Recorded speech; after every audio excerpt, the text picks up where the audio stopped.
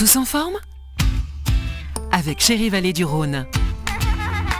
Vous attendez un enfant, aujourd'hui on se demande si on peut mettre des choses en place dès la conception de ce dernier pour prévenir le surpoids. Oui, dès que la future maman apprend sa grossesse, elle peut déjà arrêter de fumer, de boire de l'alcool, veiller à son alimentation pour qu'elle soit équilibrée, riche en folate, en fer, etc.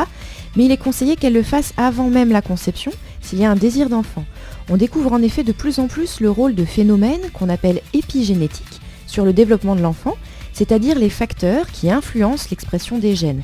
L'ADN n'est pas modifié, mais sa lecture, son interprétation change. Et les papas dans tout ça ? L'épigénétique impliquerait aussi les papas, puisque leur alimentation et leur mode de vie au moment de la conception impactent aussi la lecture du patrimoine génétique qu'ils vont transmettre à leur futur enfant, avec éventuellement une prédisposition plus importante à des risques de surpoids ou de diabète pour l'enfant. Et pourquoi cette période est cruciale ? Les 1000 premiers jours de vie, autrement dit de la conception à l'âge de 2 ans, sont une période clé dans le développement de l'enfant. Il est très sensible aux influences de l'environnement et notamment de l'alimentation, et cela va impacter sur sa santé à venir. Et par rapport au poids durant la grossesse, est-ce qu'il y a un point de vigilance en particulier ?